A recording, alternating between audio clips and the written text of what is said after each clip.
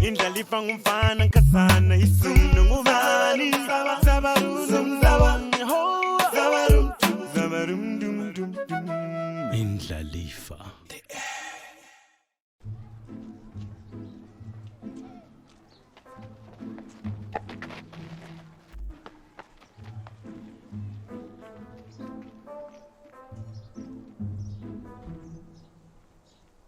ndizekazi so awubona umuntu eyi-1 khona sabona uhambe etshela omunye betshela omunye umuntu atshela omunye onke sebetshelana futhi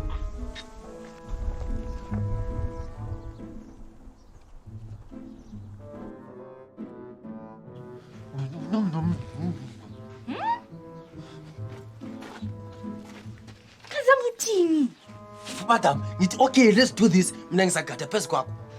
Zama ukuyenzi. Madam, ngizakwela phezu kwakho alright. Akuyenzi Zama ukuthi bephezu kwami. Ngiyanombera kuphela. Tuvele bensiya ngaphi lawe mkhambeni ngiyi-1. Madam, anti besilele sonke ko-auntie.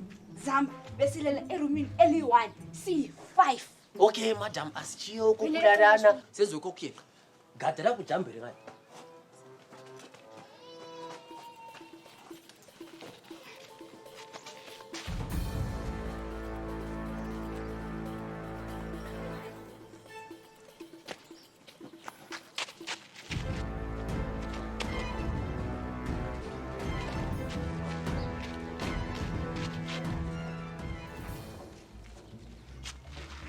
Zamba, I asked you to check the gate if it's locked first. It's open! It wasn't going to be epic, madam. It's not going to be epic. Right? Katesa says you must cross crocodile. Siyafike konene rani ha. Kulumiski wange? Yeah, beneku. 6, 10. Kulumiski wange? Yeah, beneku. Easy, easy, easy, machita. Easy, easy, easy. Kita spetela. Easy, easy, easy, easy, machita. Easy, easy, easy. Kita spetela. Easy, easy, easy, easy,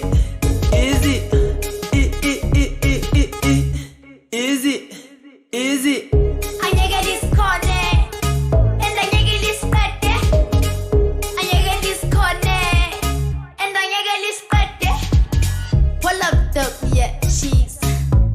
Bezamukungisa, uyangihlekisa, musukungiphambanisa, musukungiphapela, mangifika bangihlanyela, labantwana basithandela, isitela sami siyazihambela.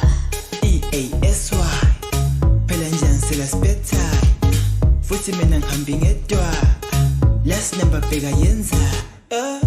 EASY, phela njani selaspethayo.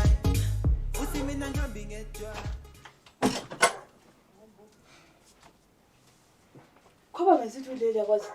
Okwanga mama. Uyizixoxela mina phandle. Phela Sharon ubuyile vele UK. Hayi mana mntaka masisi. Oh, all right.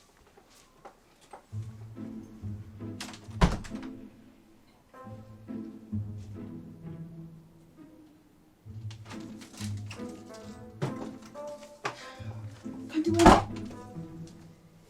Yazi mama khona apha ngiyacabanga ukuthi ngibavuse ngokubathela ngamanzi kumbe ngoswazi.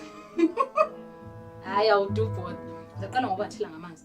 Kanti kahle kahle Amagetsi anganani ke ngangeba shokha kancane. Khathi uyahlanya. Khathi ufuna ukungena umoya kanwena. Mama nje wathi ufuna ukubafundisa isifundo wenye kuncedisa. Ngathi ngizabafundisa mina isifundo anti njalo futhi unifunda lawo. Akwambe bavusele. Sure mama.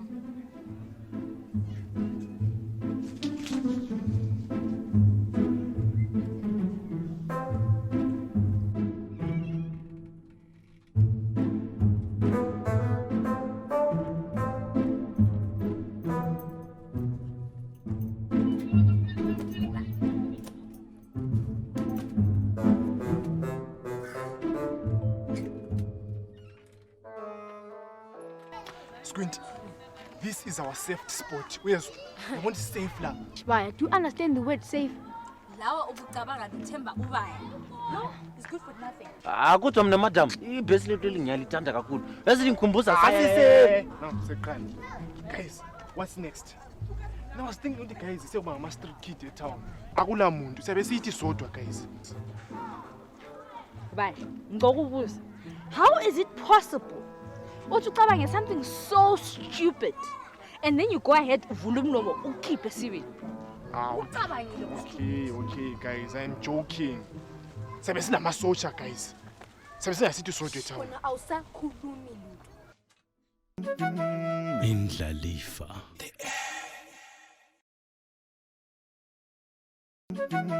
Indlalifa. Yazi bengikhuluma lelo lika baba lithi maybe ngasinceda sidingele maybe 1 or 2 indawo kushala. How? Uyasilandela uanti Squinty noma singaze siye ngaphi. Sehlala la ibi. Ushap. Uthi uzathumela umuntu ehambe esitshengisi lapho baba owayelendlu. Siyohlala khona yabo. Hayi boss Squint. Uyakwazi mina ngiyayazi leyo ndawo, ngahlanyela amaflowers. Utsho lapha ezini here la. Okay, Leon ufuna kwenzani? Ufuna buyela? Uzabe emzini ka aunty ohlala la ambili. Kahle mina I am 50 rich. Lezo guys. Liraythi lo libuye guys linjengise izinto zonke ezika timer, ilifa lami. Ungathothi bale NRZ ngiyami, uyakwazi? Ubona ngani ubaba uyakukhumbula nje ukuthi kulento ayizala ayichiya samu. Okay guys. Nanti lo lika baba. Bengicela behavior kawani kuphela. Ngicela ungasenza abantwana. Squint, you're smarter than us. Asiyali, but asobantwana we mature singaka. Sabi. No.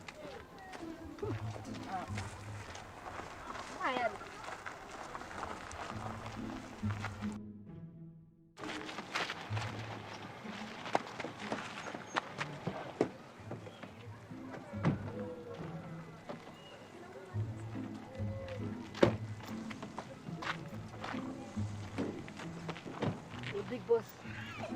Seriously, mfana ka Barnabas. Angishap to ngishapa. Tell. Kathi ngikwazela ngaka. Hayi. Mina ngingubaya. Imidlalifa ka time. Ha? Wena, sihlale sikhumbuzana indlalifa yimla. Mina mdala bengicela ringirejele ifeni phakathi la. Ringifakele le music. Ngifuna ingoma lana erintsharika SF we connected like so. Moroi. Hustle get man. We connected like. Do you have anything for us? Zvakawanda mfana. But mdara kwakati kana ngoya kwana ndo zokubaya. Okay, what about the wheel? Konke la kono. Kenzani bayonlimaza. Guys, ukwenza ngoba. Hayi ndo. Boss Jint. Guys, njengoba ungasavuleki. Singamba.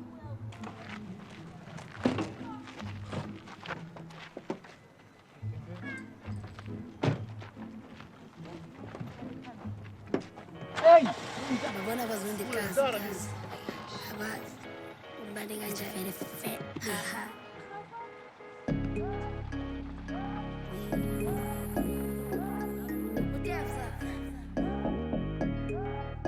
yeah wasn't for my pumekas yeah wasn't for my pumekas ekas pumekas Guys.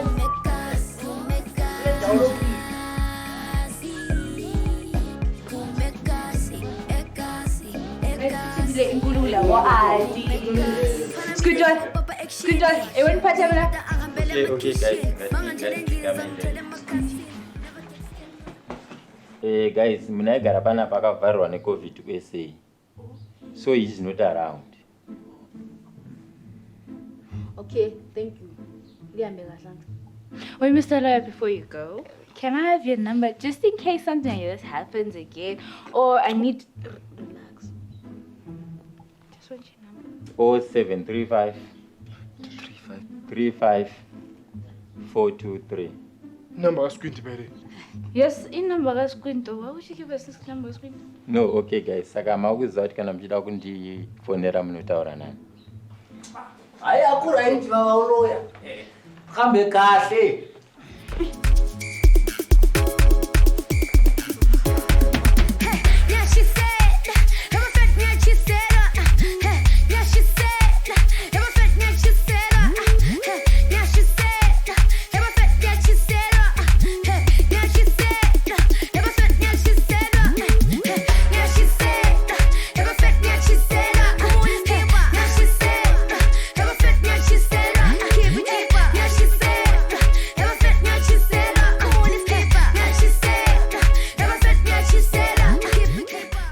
Bathroom check.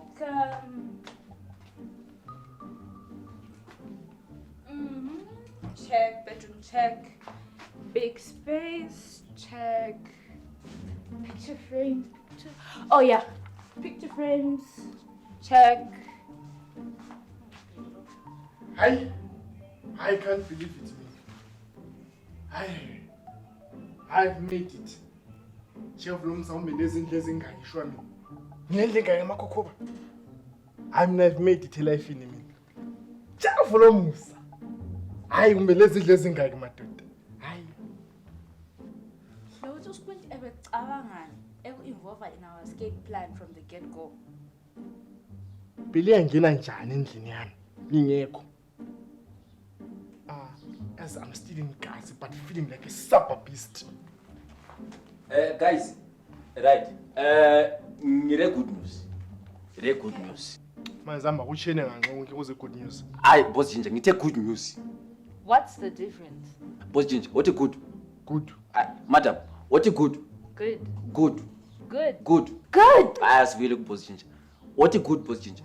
Good. Good. Good. Hayi, Zamba asamimbo idini yethu. And retire njani. Engikutsho ukuthi I-garden return. I was doing it mathematically perpendicular to the radius of the diagonal pentagon. Le circumference hexagon boss Jinja. Engikutsho ukuthi iyavele thula nini? Lokufuna uzamba Rosquint. Engikutsho ukuthi bengiriyenza nge-technological. So, ngizafuna 1 Madam Bara. Ngizafuna 1 5 gig ye-hosepipe, 40 megapixels epiki. Isigelo madam esikhuma le Wi-Fi. Ngizafuna futhi le photo ele touch screen. Don't worry ayikukhona ku Amazon. Boss Madam, riphuma masinya angikafiki kuphathi ukuhlanyela ama-ice mint lesihlahla zamaphengo. Madam, Yazimbali. Shwa mina abantwana laba shwa abangazi kuhle. Amina abangazi shem. Mayeliza badinga mama. Phela it's not safe to walk around le corona lesikhona these days.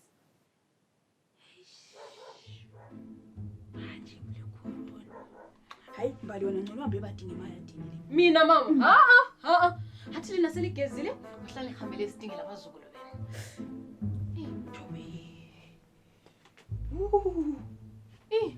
Lunyawo. Yazi uyaqaqamba uqalisele emazwaneni lapha kubuya ngomgogodla ngapha emuva yazi. Uthi kwabafuna ukucatshela futhi nalokuzulazula.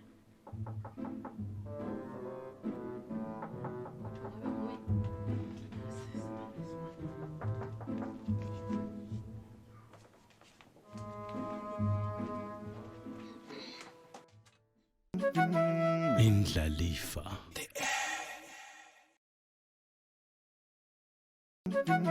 Indlalifa.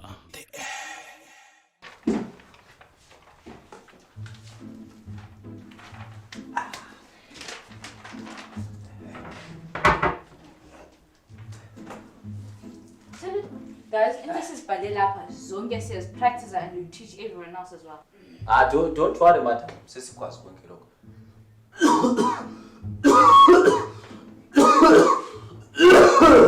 You see? Uti awazi what the wins. Now. Samba, talk off on your elbow. Usulitinda kubi comrade, madam. Umtinda kubi. So you think I'm not stupid? You think I'm not stupid? Serikwazi ngcono. So COVID lo sengu-19. Serikwazi ngcono ngevara na chorus. Sam.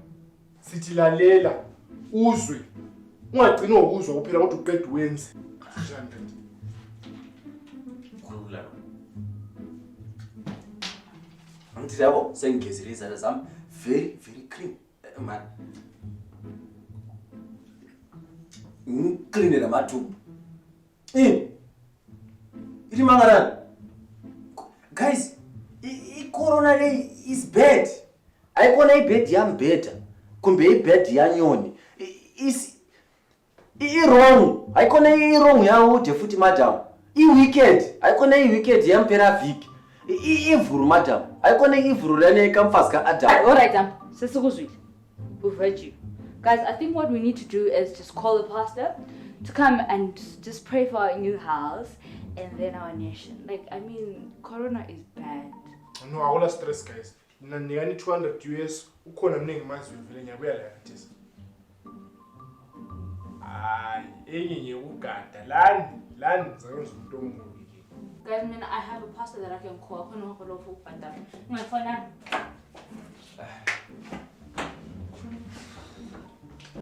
Ngena. Ungabonyo. Wena ngitshela athi angikuthandi mina khona. Alright, bari kuphi imali yakhe ngidamdam. Chidamdam. Kungcono wasithukutshu. Yazi umama uthe uya town. Yeah, uye town yedingoliya. Esekwenzelwa abazukulu bakhe khona bavuke benciyama leli. Iwewe urichi reshe. Apha. Phana nonoka kudonsa. Ezozothi kune corona, kune COVID-19 right now. Kodwa uthi umama ehamba ngande labantwana abana abavele edolobheni. Dzaka khona. Khathi nadomele ngenzeni? Awuna khona. Ukuthi awuna COVID-19. Hey, corona iwe. Hayi man, Johnny. Jesu. Vurama. Hayi man, ispray sakho sikhitshileyo. Usibali. Uyithethe ngaphi corona? Angilayo mama. Hey, ungamuvi. Please don't stand there, please. Sikoko kanti wandila ngoba eseni. Awubuda shwa lawo. Yazi ubaba izinto zokuqhakathekisa. Ukhuluma ngecorona, ukhuluma ngokucatshela nasisindle umuntu ole corona la. Hey, hanti yabo. Ispray sakhe. Macho, siyane spray yango shwa. Spray ndakaisa bread fluid, ndikaisa thinners, nenochi dumi show mabijana. Bread fluid. Usasibulala wena. Pastor ukubona upasa uyafona. Sikhulekela abantu abaningi phela babe affectiwe isikhathi lesi. Uqale nini wena ukusonda? Icorona leyo uyezwa. Andidi kufa, ndofanele kuphi? Ngichinda kuphi? Ndikwanyira ngathuka zirethindi. Thinde tunona mathilo mnike mne COVID-19 ibi muri thuiba baba.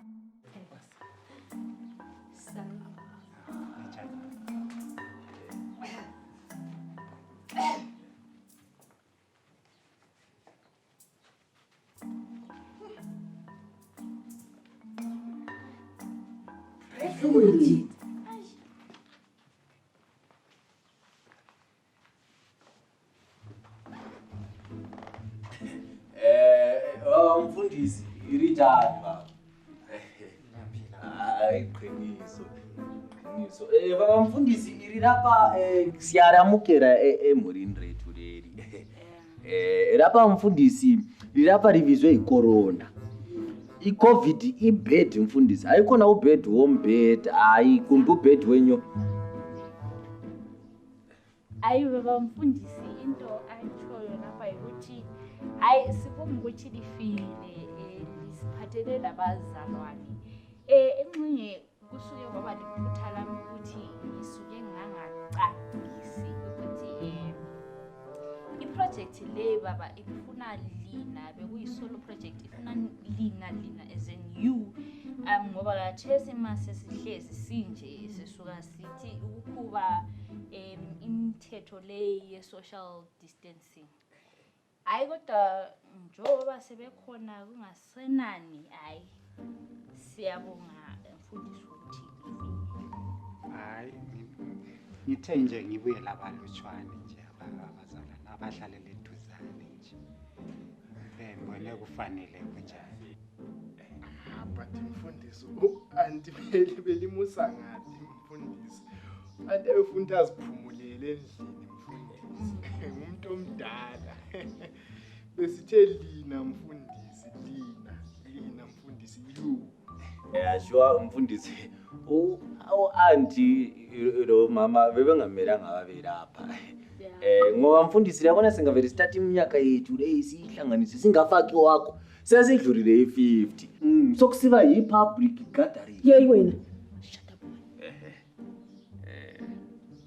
baba mfundisi yenzani lokho elikulandileyo baba ngiyabonga lingakafaki umthandazo baba sicela ukuthi lifake our nation emthandazweni lifake ama-nations lifake igoli lifake i-Italy lithi lifake Nigeria bese lifaka i-Asia le-Europe Yeah, you can just say the whole world.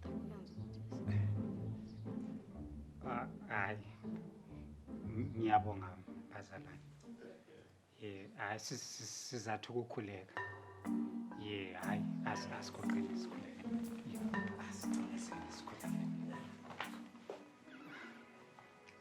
baba wasezulwini njengabantu abakho sizinikela ngakuwe Jesu uNkulunkulu sithanda ukuletha wona lo mkhuhlane osusikhathazile njengomhlaba kangaka. Siyacela uNkulunkulu ukubana ungene